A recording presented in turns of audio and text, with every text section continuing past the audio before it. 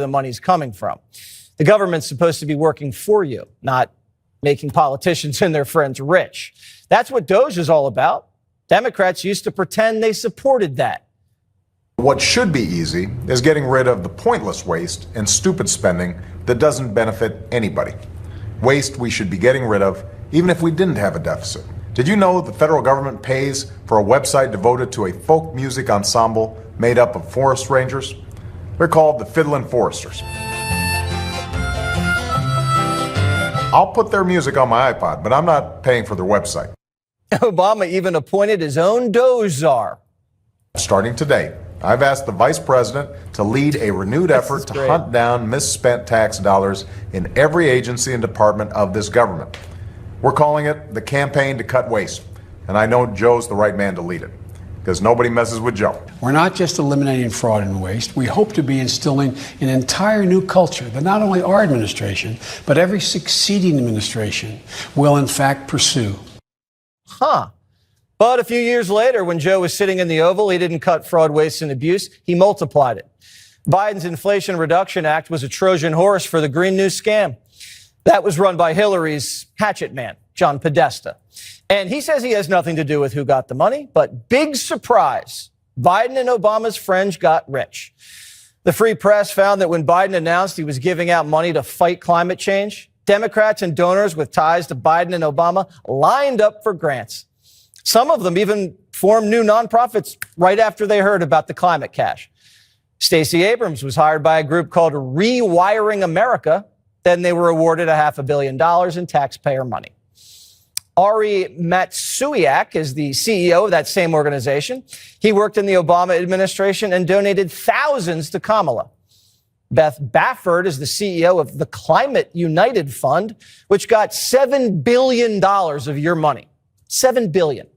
Beth worked for the Obama campaign and White House earlier in her career, but told Primetime there's no relationship between Climate United and any political party. I'm sure of it. Richard Kaufman also worked for Obama, and he's a big-time donor, big time. He sent over $500,000 to Democrats. He got a good return on his investment, though. His group, Coalition for Green Capital, got $5 billion. Oh, but they say they're nonpartisan. The Opportunity Finance Network was awarded more than $2 billion. Their CEO, Harold Pettigrew, who got the job months before the grant's application went public, worked under Biden. If you want to get rich quick, start a nonprofit. Basically, the government-funded NGOs are a way to do things that would be illegal if they were the government, but are somehow made legal if it's sent to a so-called nonprofit. But these nonprofits are then used to, people cash out these nonprofits. They become very wealthy through nonprofits. They pay themselves enormous sums through these nonprofits. And how many NGOs? I think there's a total number of NGOs, probably millions, but in terms of large NGOs, tens of thousands. If Democrats were really concerned about climate change, why are they funneling cash to all their friends instead of just sending it directly to solar and wind companies? These people can't figure out how to run a company even with free money. Biden gave a solar panel company, Sunnova, a $3 billion loan. And now they say they're about to go bankrupt. Why'd Sunnova get the check? Well, it doesn't hurt that Sunnova's director served on a board with the head of Biden's energy loan program. Joe basically made a big mess giving our money to his friends and didn't lower the Earth's temperature a smidge. Now it's time for the Trump team to prosecute graft and get us a refund. Lee Zeldin, Trump's EPA administrator. Is this a kickback? Is it theft? Is it graft? What would you call it? All the above. It's a green slush fund. $20 billion parked at an outside bank towards the end of the Biden administration, given to just 8 NGOs. You just named a bunch of them. These NGOs were created for the first time, many of them just to get this money. And they're pass-throughs. So the EPA entered into this account control agreement with these entities.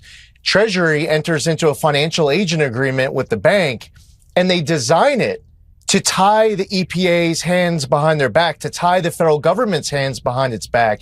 So when the money goes through the NGOs to subgrantees, many of them also pass-throughs, we don't know where it's going. We don't have the proper amount of oversight. And as you pointed out, it's going to people who are in the Obama and Biden administrations. It's going to donors. It's not going directly, as you pointed out, thankfully you did, it's not going directly to remediate that environmental issue to deliver clean air, land, and water. It's billions, tens of billions of dollars going through their friends. Well, they're going to say they didn't steal it.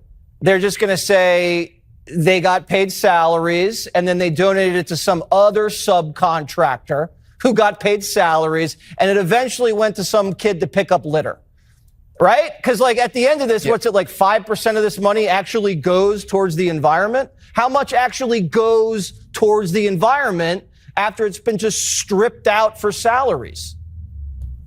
Right. And stripped out for salaries of middleman after middleman going through these multiple added layers.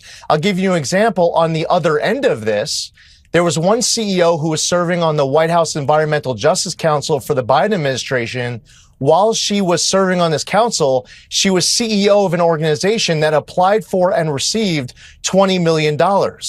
So some people were able to, with the right connections, be on the receiving end of billions of dollars. Others on the other end of this getting tens of millions of dollars, and the federal government not having oversight. And, I just mentioned the account control agreements that were entered into at EPA and these prime recipients. They were amending the account control agreements right up to the inauguration. There were amended account control agreements we found January 13th. So they were scrambling before you guys got in there and kicked some tires. They amended it. So yeah, they amended these account control agreements to reduce EPA oversight and to make it easier for them to pass through the money without getting caught. So you caught them. And have you kicked this over to Pam Bondi at Justice? Yeah, the Justice Department and FBI have been working very closely with us. They've been working hard on this. My conversations with the Attorney General, she seems very focused and motivated. Same thing when I had an opportunity to speak to our great new FBI director.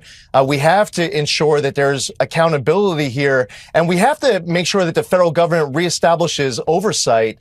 We can't afford as a country to have this kind of money wasted. We should have zero tolerance for even a penny of waste and abuse. Wow. But there should be no way that tens of billions are going up.